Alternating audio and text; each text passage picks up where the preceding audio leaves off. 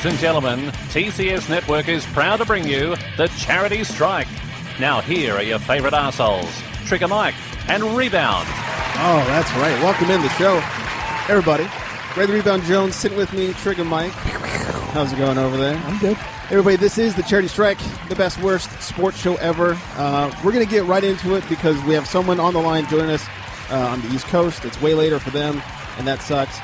So I want to welcome to the Skype lines Suzanne Perry. She's the founder of Love Shouldn't Hurt TV, 22-year victim of domestic violence at the hands of her husband. Today, she's a confident coach, speaker, and presents workshops, education, and awareness events surrounding domestic abuse and bullying. And she's here to help us kind of figure out what's going on with the whole Ray Rice and NFL situation. Suzanne, how's it going? Hello. It's going fantastic. Awesome. Wonderful. Thank you for hanging out with us so late at night over there.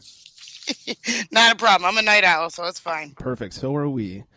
I guess we'll get right into it to start off, if you don't mind. Not at all. So I'm sure you've been watching all the coverage with the NFL and Ray Rice and how horrible it's been. The league has handled the whole thing horribly, but is there any good that can come out of all the media exposure that's been going on with this? Definitely. It definitely put domestic violence in the spotlight, and Ray Rice is going to end up being the example. So whatever becomes of him, it's not going to be good, and he's not going to be able to bounce back anytime soon. The problem is, Janae kind of is accepting blame, and it's tough because I've spoken to like some sports fanatics, and they're trying to say, well, she came at him with a closed fist, and I don't know, really does that warrant being knocked out? I don't think so. Well, I've maintained that as a man who's a football player, he could easily have just grabbed onto her and bear hugged her and restrained her from hitting him.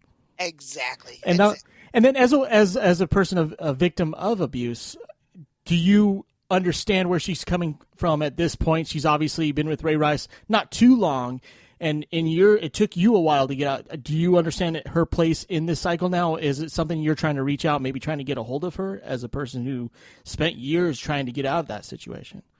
Yeah, I certainly can identify, and I've been reading a lot about who their friends are and what they're saying, and it's very, very typical. You're hearing, oh, well, we've been friends with them for this long, and they always seem like such a sweetheart couple and all this lovey-dovey. And I just read a short while ago that whoever that person was, said they saw them argue before, but nothing severe. Well, that's just common. It's par for the course, because people who are like that, they don't want you to know that they're like that. It's not like they're going to go out in public and be an asshole. They wait until they get home, till nobody sees. And because the people in the NFL and in sports, they got really deep pockets. So it's easy for them to pay good lawyers and keep everything hush hush. And this would leave somebody like Janae in a horrible position, because now she's feeling no one can, she can't speak out, and no one can listen because they're just going to laugh at her and try to belittle her and keep it all hush hush. That's the worst possible thing ever. And speaking of keeping it behind closed door, I mean, I don't think anyone expects you to go to Disneyland and just start beating up your wife. Like, that would be really dumb because you'll be caught immediately. So of course they're keeping it behind closed doors, But do you think this is, I don't know, kind of created a little bit of a seeing is believing society? No one got really pissed off until they actually saw the video, which didn't change any evidence at all. He told Roger Goodell, the commissioner of the NFL, yes, I struck her, I knocked her out, but he got 2 games. Then once we saw the video, that really showed us nothing new. All it did was show us how rough it was. He got this indefinite suspension. Is there something wrong with our culture that's not taking enough action when they're just being told about this? Oh, big time, big time. I mean, telling somebody something is one thing, but witnessing it, that's another whole dimension, because people assume, it's like, whoa, what if I was in the elevator with them, or if I was a fly on the wall? People identify way more when you see it, and some people cringe. Whatever domestic violence means to them, if they knew somebody was a victim or whatever, it's aggressive. it strikes nerves with people, and they're mad, and rightfully so. So, yeah, we should be lashing out, but by the same token, nobody should be bashing the victim either. It's not that she doesn't know any better, but when you get in a relationship like that, it's a slow overtaking, and just the fact makes it so much worse that he could hide behind the NFL, or up until now. Right. But now that this video is gone viral, there's no denial, and the whole world is able to look in and see. So now that goes for the NFL. The NFL can't deny it, like they did try to say, "Oh, well, we didn't see the video." Bull cookies. Yeah, we found out that's been quite the wrong story they've been telling. Police have been coming out saying, "No, we showed executives what happened." Right. Yep. Yeah, it's interesting to see them having to backpedal now and make themselves look good in this horrible situation. They almost have made themselves look worse than Ray Rice as far as telling the truth goes. Yeah. He told the truth. He said he beat her. It's the NFL. It's saying, "Oh, we didn't see anything." It's like, "Oh, well, you kind of did." Yeah, isn't that terrible? And that's exactly what happens. I mean, it's a picture perfect scenario for the world to see, to help everyone understand the two sides and the forever battle, because this happens in, there's bad cops, there's bad, attorneys, there's bad judges. This is across career. It's across industry, and it's really hard to prove. When you got a cop who's beating on somebody and his wife, they hide behind that badge, or a judge. It's because the depth of the pockets. Yeah, and as you said earlier, even though we're in the 21st century, misogyny still plays a huge role in everything. I mean, people that are coming out and laughing at Janae need to probably learn some empathy and maybe even sympathy, because we've all been in a situation where we've been made uncomfortable by someone, and maybe we should help her instead of laughing at her.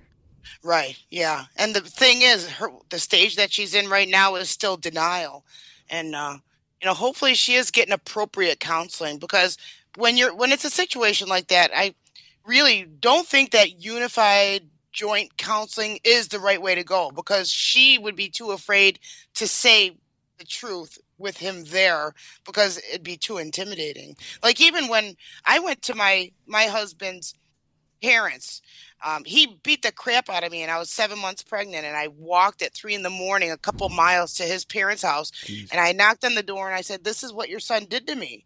And so eventually, I went back, because I didn't know, there was like nowhere else to go. And I figured if I went to the source, his parents, that they would help to rectify it.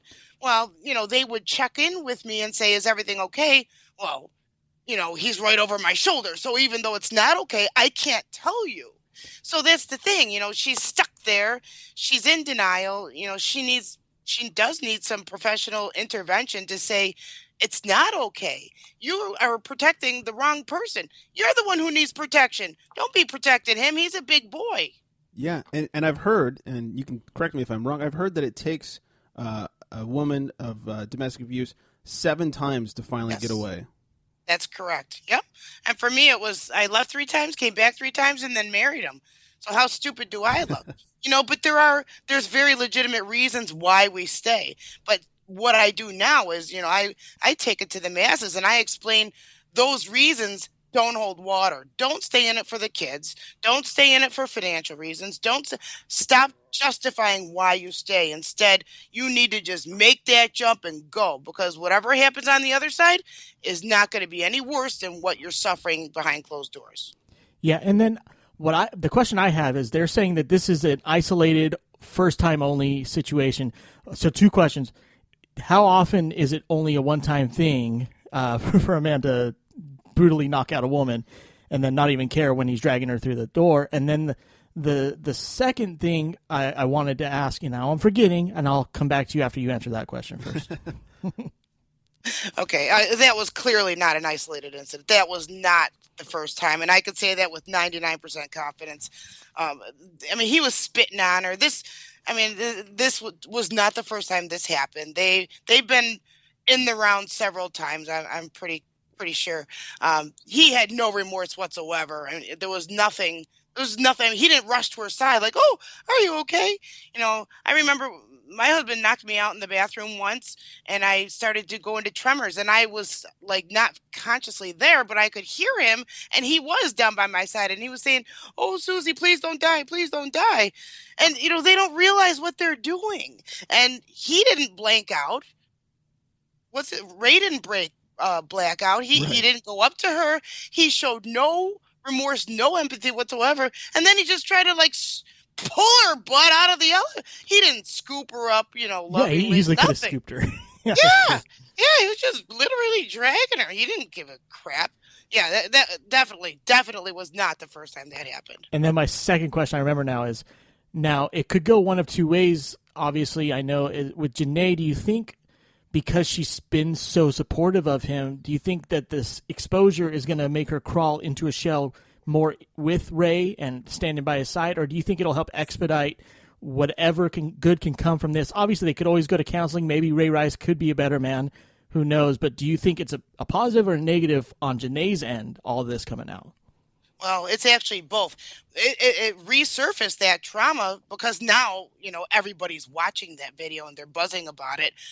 But when this first happened back in February, supposedly they were in counseling from that point forward. So here's what I think. I think because the fact that was shown worldwide and it's very, very public and there's no denial on his end. So that almost forces him to look right at that reality, because it's different when you're on the inside dishing it out. When you're on the outside watching what you did, you feel different. And now that the world's seeing it, there's nowhere he can go to hide. He has to face this. And he might even do prison time. But he should do prison time. We should say that. But I do think this will be a huge eye-opener and an example. I mean, it's possible he could have been rehabilitated from this whole experience. It is possible because of the magnitude of the public following on this. And then for Janae, I think it's both. Right now she's kind of brainwashed because she's in this and she's molded to be his shadow. And I'll tell you something else I read. Now, she's the compassionate type, the motherly type, the sweet type. That's exactly the type of person that an abuser feeds off of, because they're lacking something in themselves, and so they suck it out of somebody like that. That is very typical. And then just as vicious as Ray Rice is, he's probably just as smooth of a talker to get her back into his arms and good graces. I'm sure that you probably have similar experiences since you went back. Sure. Right. Yeah. I mean, they'll cry because that pulls on your heartstrings. Whatever it takes, they'll say whatever your sweet spot is.